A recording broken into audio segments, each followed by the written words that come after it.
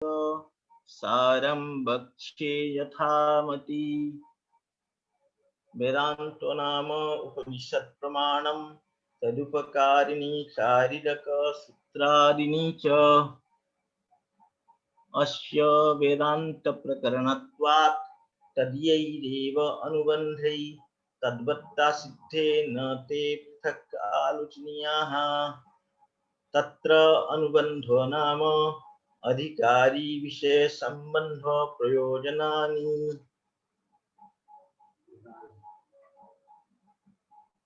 तो हम लोग विचार कर रहे थे ये वेदांत सार ग्रंथ है। इस वेदांत सार ग्रंथ का हम लोग मंगलाचरण श्लोक देखा। हम लोगों ने मंगलाचरण श्लोक देखा, उसके बाद उनका गुरुजी का प्रणाम स्वरूप दूसरा मंगलाचरण श्लोक देखा। उसके बाद ये वेदांत सार किसको कहते हैं, वेदांत किसको कहते हैं, उन्होंने बताया। वेदांत नाम उपनिषद प्रमाणम। वेदांत किसको कहते हैं न, उपनिषद प्रमाण स्वरूप जो होता है उसको वेदांत कहते हैं। उपनिषद प्रमाण स्वरूप जो है उसी को वेदांत कहते हैं। वेदांत नाम उपनिषद प्रमाण तदुपकारिणी शारीरक सूत्रादिनी च, उसके उपकारक सहायक ग्रंथ है ये ब्रह्म सूत्र, भगवत गीता, जितने धर्म शास्त्र सब उसके उपकारक ग्रंथ है। इसीलिए ये भी वेदांत नाम से जाने जाते हैं। ये सब प्रस्थान त्रयी। अब हम लोग विचार कर रहे थे जो बिना अनुबंध जाने शास्त्र में प्रवृत्ति नहीं होती है, इसीलिए अनुबंध जानना जरूरी है। इस ग्रंथ का अनुबंध का अर्थ होता है अनु माने पश्चात बध्नाति, माने जिसके ज्ञान होने पर उसमें व्यक्ति प्रवृत्त होता है उसी को अनुबंध कहते हैं। अनुबंध माने जिसको जानने पर ग्रंथ में प्रवृत्ति होती है उसको अनुबंध कहते हैं। अनुबंध चतुष्टय है, 4 अनुबंध है। प्रथम अनुबंध है अधिकारी, दूसरा अनुबंध है विषय, तीसरा अनुबंध है संबंध, चौथा अनुबंध है प्रयोजन। तो इन्होंने कहा अस्य वेदांत प्रकरणत्वात्, अस्य माने वेदांत सार ग्रंथस्य वेदांत प्रकरणत्वात्, वेदांत सार ग्रंथ जो है ये वेदांत का प्रकरण ग्रंथ है। कल जैसे हम लोगों ने विचार किया था, प्रकरण ग्रंथ उसको कहते हैं जो शास्त्र के किसी एक देश से संबद्ध हो अथवा शास्त्र का भिन्न रूप से प्रतिपादन किया गया, भिन्न अपनी भाषा में अपने तरीके से उसका व्याख्यान किया गया हो, ऐसे ग्रंथ को हम लोग क्या कहते हैं, प्रकरण ग्रंथ कहते हैं। शास्त्रेक देश संबद्धम शास्त्र कार्यांतरे स्थितम प्राहु प्रकरणम नाम ग्रंथ भेद विपश्चितः।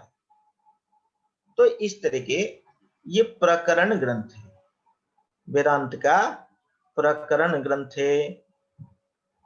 तो ये अस्य वेदांत प्रकरणत्वात् तद्यै एव, तद्यै का अर्थ है वेदांत अनुबंधैरेव, माने मूल वेदांत शास्त्र का जो अनुबंध है उसी से।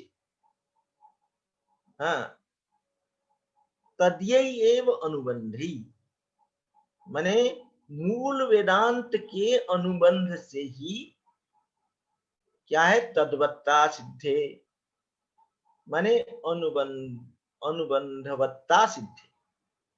न ते पृथक आलोचनीया।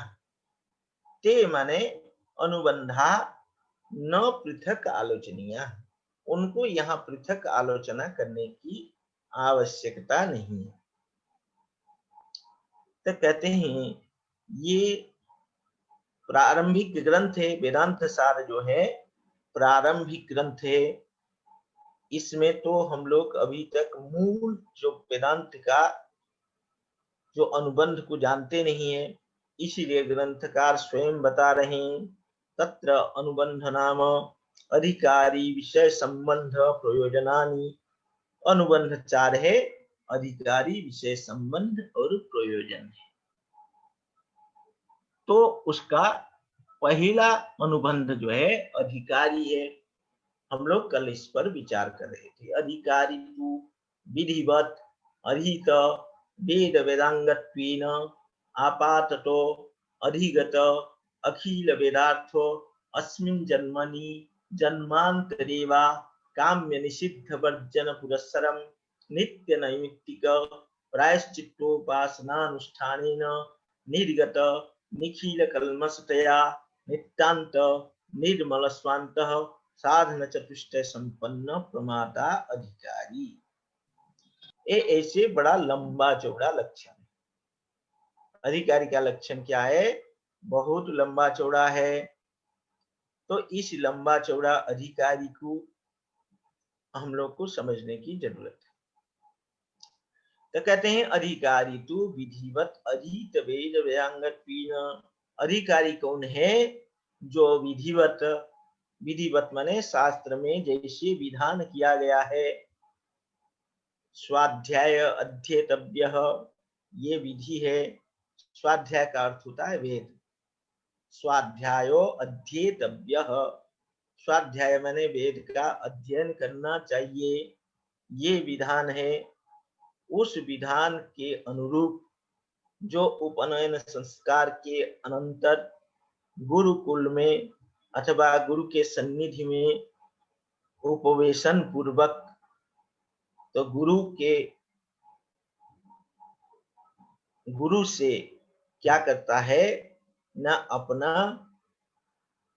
अंग सहित वेद का अध्ययन करता है। तो अध्ययन करके क्या करता है? वेद, कल जैसे हम लोगों ने विचार किया था, वेद चार है। तो वेद क्या है? ऋग्वेद, सामवेद, यजुर्वेद और अथर्ववेद, ऐसे चार है। और केवल वेद का अध्ययन नहीं किया हो, वेदांग का भी अध्ययन किया हो। वेदांग क्या है? कह रहे हैं शिक्षा, कल्प, व्याकरण, निरुक्त, छंद, ज्योतिष, ऐसे 6 वेदांग है। 4 वेद और 6 वेदांग। तो इस तरह का जिसने विधिवत माने शास्त्र की विधि के अनुरूप जिसने संपूर्ण वेद और वेदांग का अध्ययन किया हो और आपातत अधिगताखिलो वेदार्थो, कने आपातत माने सामान्य रूप से वेदार्थ का अधिज्ञान कर लिया हो, अधिगत कर लिया हो। वेदार्थ, वेद के जो अर्थ है उसको संपूर्ण समझ लिया। कने वेद का अर्थ को समझ लिया तो उसमें वेदांग भी है, वेदांत भी है। तो वेदांत का अर्थ समझ लिया, जो वेदांत का ज्ञान हो गया तो उसके बाद उसको और करना क्या है? क्यों ये वेदांत पढ़ेगा फिर से?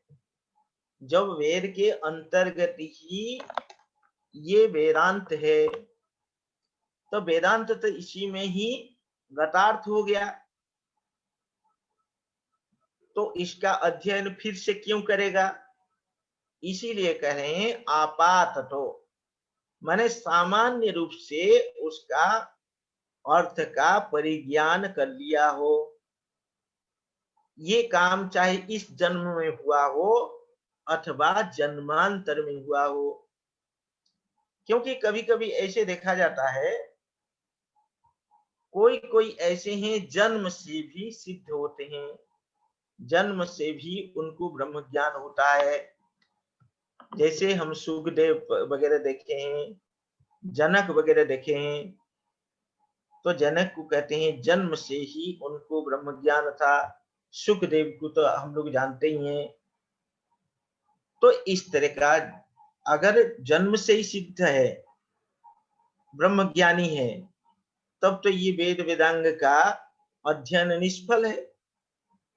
तो कहते हैं नहीं, जिनको जन्म से ही ब्रह्म ज्ञान है, उनको समझना पूर्व जन्म में उन्होंने वेद वेदांग का अध्ययन अर्थपूर्वक किया होगा, तभी तो उनको ये ज्ञान होता है। तो इस तरह का हम लोगों ने देखा, सामान्य वेद वेदांग का पूर्ण अध्ययन किया हो और अर्थ सहित अध्ययन किया हो, और सामान्य अर्थ का परिज्ञान किया हो, इस जन्म में किया हो चाहे जन्मांतर में किया हो। और काम्य निषिद्ध वर्जन पुरस्सरम, काम्य और निषिद्ध, काम्य कर्म कहते हैं किसी कामना से प्रयुक्त हो करके, जैसे मुझे इस कर्म को करने पर स्वर्ग आदि की प्राप्ति होगी, इस ऐसी कामना से, अथवा पुत्र आदि की प्राप्ति होगी, इस तरह की कामना से जो कर्म किया जाए उसको काम्य कर्म कहते हैं। निषिद्ध कर्म कहते हैं उसको जिसको करने पर अनिष्ट की प्राप्ति होती है, नरक आदि की प्राप्ति होती है, तो उसको कहते हैं निषिद्ध कर्म। इस पर विशेष विचार शास्त्रकार स्वयं करेंगे। तो काम्य निषिद्ध कर्म को जिसने पूर्ण रूप से छोड़ दिया हो, और नित्य नैमित्तिक प्रायश्चित्तोपासनानुष्ठानेन, नित्य कर्म कहते हैं जिसको न करने से प्रत्यवाय होता है। अकरणे प्रत्यवाय साधनानि संध्या वंदनादिनी, मूल में आने वाला है अभी। तो नित्य कर्म और नैमित्तिक कर्म और प्रायश्चित्त और उपासना इत्यादि अनुष्ठानों के द्वारा जिसका अंतकरण से समस्त कल्मष माने पाप निर्गत हो गया हो, निर्गत निखिल कल्मषतया, निखिल कल्मष माने समस्त पाप जिसका बिल्कुल धुल गया हो, यही सब नित्य नैमित्तिक प्रायश्चित उपासना आदि अनुष्ठान करने से समस्त पाप धुल जाता है। इस तरह का जो नित्यांत निर्मल है, जिसका अंतकरण जिसका नित्यंत निर्मल हो, ऐसे जो है, और उसके साथ साथ क्या होना चाहिए ना, साधन चतुष्टय संपन्न भी होना चाहिए। साधन चतुष्टय पर हम विशेष विचार अभी करेंगे।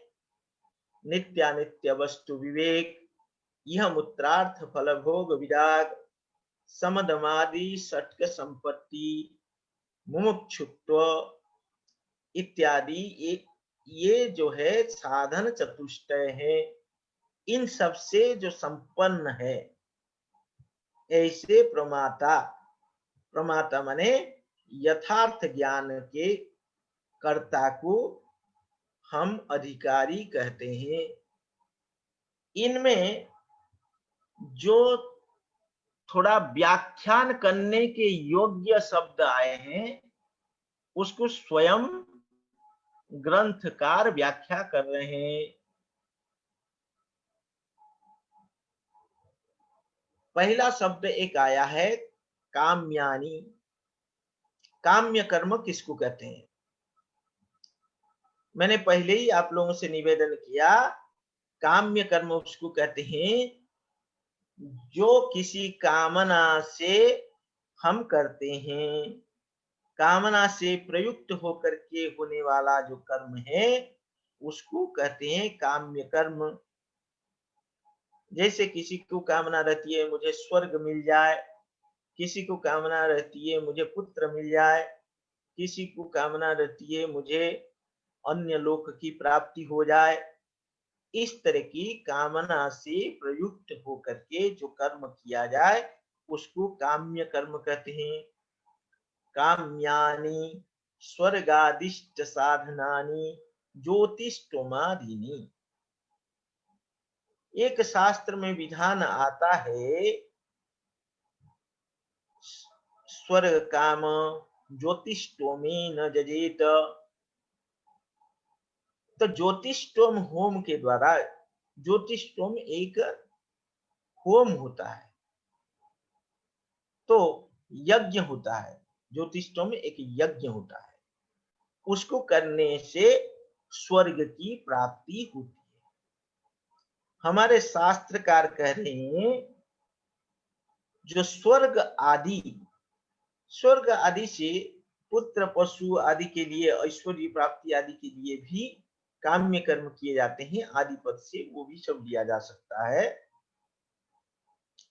तो स्वर्ग आदि इष्ट, इष्ट माने हम जिसको प्राप्त करना चाहते हैं उसको इष्ट कहते हैं। स्वर्ग आदि इष्ट के जो साधन है, जैसे ज्योतिष्टोम आदि, आदि से और भी यज्ञ होते हैं, पुत्रष्टि यज्ञ होता है और बहुत सारे होते हैं। वर्षा करने के लिए कारीरी आदि यज्ञ भी किए जाते हैं।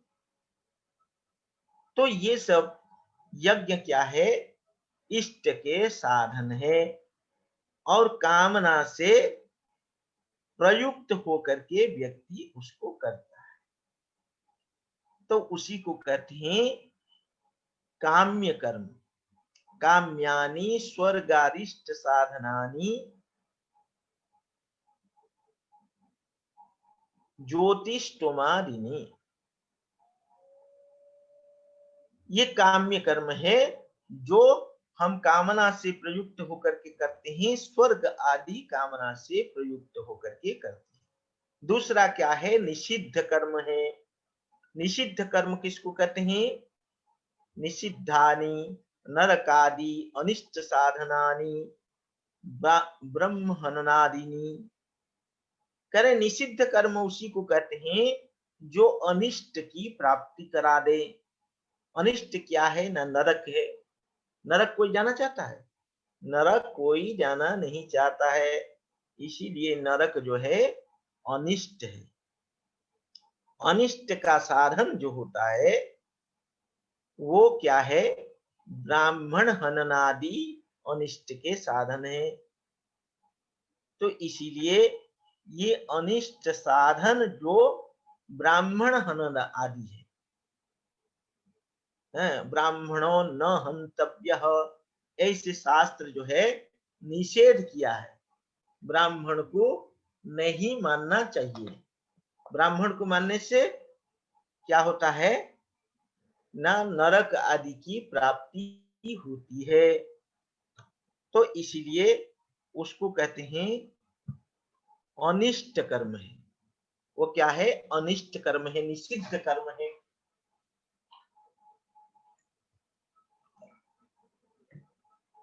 तो ये अनिष्ट कर्म जो है ये शास्त्र में निषिद्ध कहा गया है।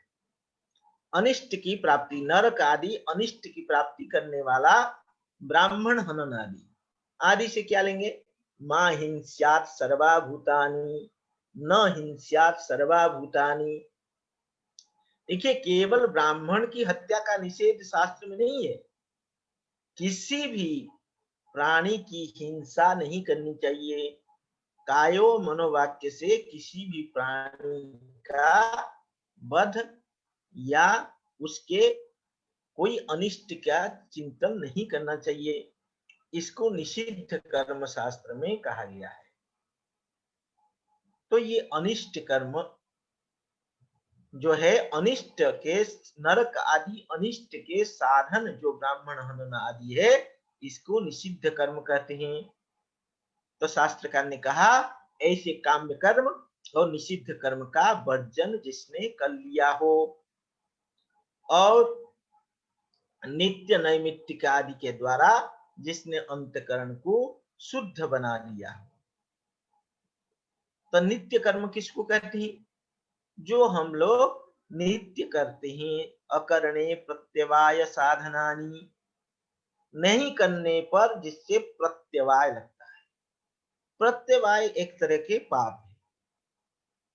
तो अकरणे प्रत्यवाय साधनानि, जिसको नहीं करने पर हमको प्रत्यवाय माने पाप लगता हो, ऐसे कौन सा कर्म है नहीं करने पर प्रत्यवाय लगता है?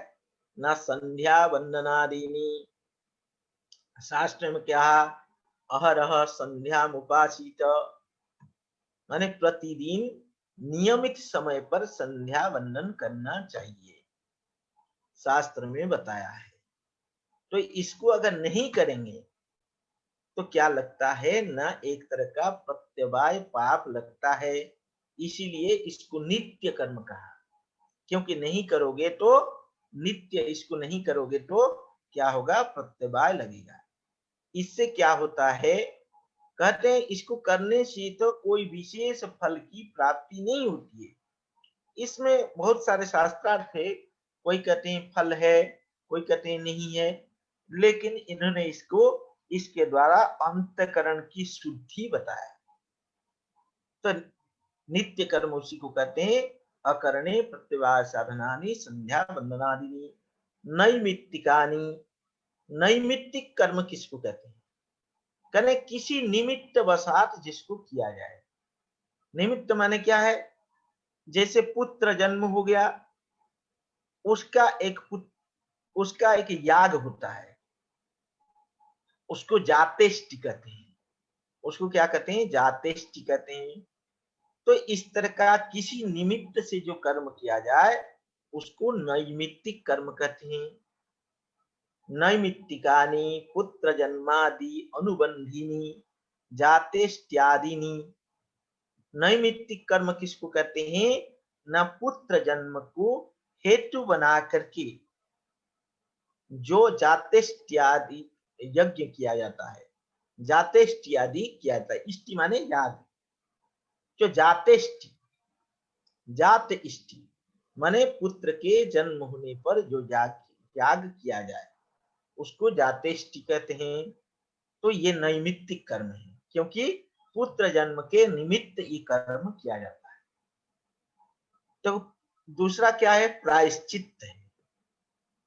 प्रायश्चित्त, प्रायश्चित्तानि पापक्षय मात्र साधनानि चांद्रायणादीनि। प्रायश्चित्त कर्म उसको कहते हैं जो पाप क्षय के लिए जो किया जाए, पाप क्षय का जो साधन हो। जैसे हमने जन्म जन्मांतर में बहुत सारे पाप किए होंगे, ज्ञात अज्ञात बहुत सारे कर्म हमसे होते हैं, जिसमें पाप भी होते हैं पुण्य भी होते हैं। तो पाप का क्षय कैसे होगा? नहीं, प्रायश्चित। एक तो संध्या बंधन है और नैमित्तिक कर्म ये सब है, चित्त के द्वारा भी पाप का क्षय होता है।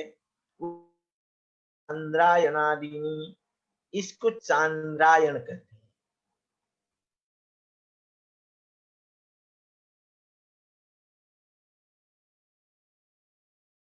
ऐसी होती है माने चंद्र जैसे धीरे धीरे बढ़ता है, या प्रतिपत्ति थी, जैसे अमावस्या के बाद जो प्रतिपत्ति थी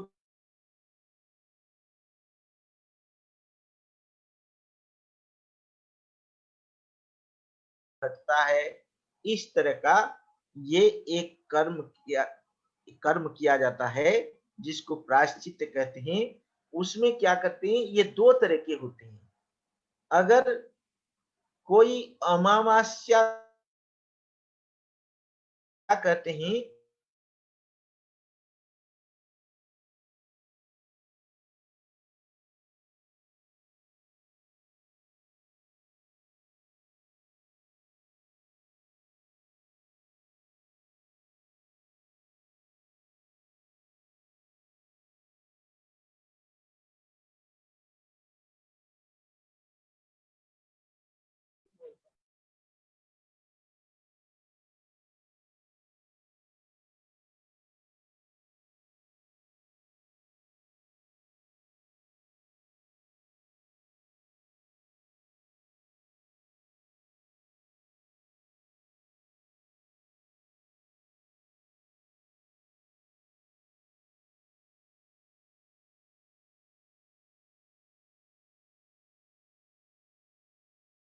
अरे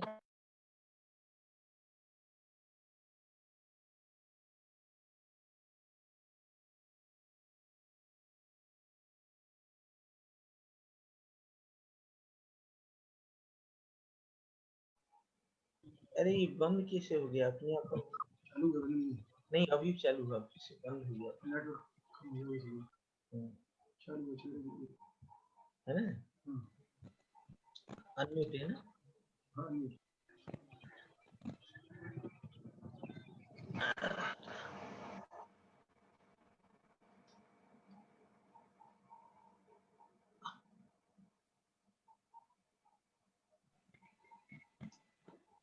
सर्वे म्यूट करणीयाः। आम् आम् आम्।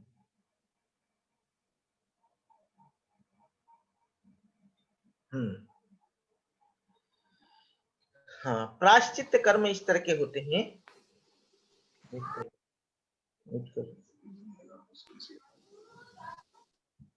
नहीं आएगा, नहीं यहाँ से हो जाता था, यहाँ से हो जाता।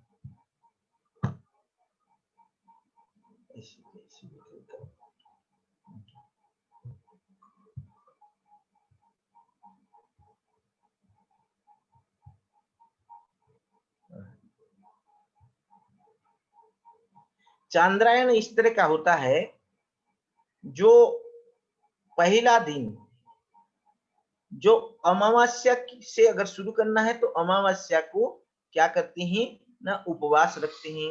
प्रतिपद तिथि को एक ग्रास अन्न, वो भी बिल्कुल शुद्ध अन्न होना चाहिए। वो कुछ साधक कैसे करते हैं, गौ माता को गेहूं या जौ वगैरह खिलाते हैं, उसके गोबर से उसको साफ करके फिर आटा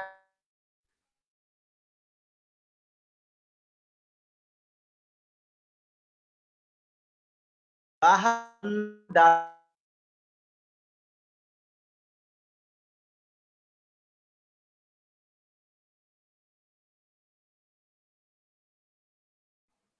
ऐसे ऐसे अन्न प्रतिपद तिथि को 1 ग्रास, द्वितीया को 2 ग्रास, तृतीय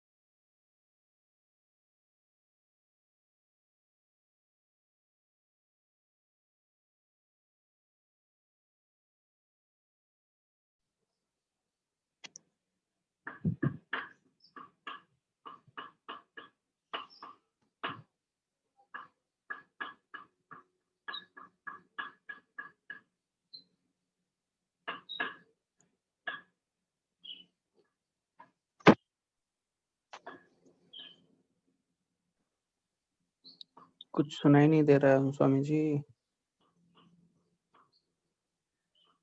स्वामी जी आवाज नहीं आ रही।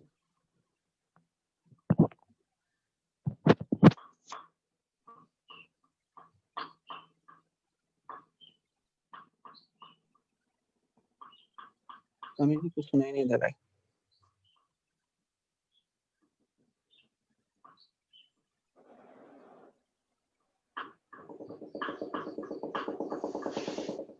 स्वामी जी आवाज नहीं आ रही। स्वामी जी लेफ्ट कर गए शायद, स्वामी जी है नहीं।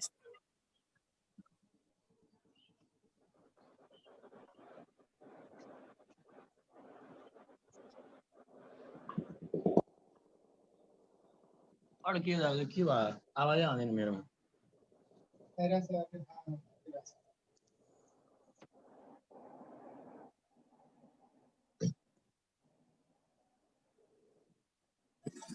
ध्वनिः नैव आगच्छति। ये लोग लेफ्ट करके पुनः ज्वाइन करें मीटिंग शायद उसमें गुरुजी को चाहिँ आएको छैन उताबाट इदानीं धेरै अड्किरहेछ अघि सुरुदेखि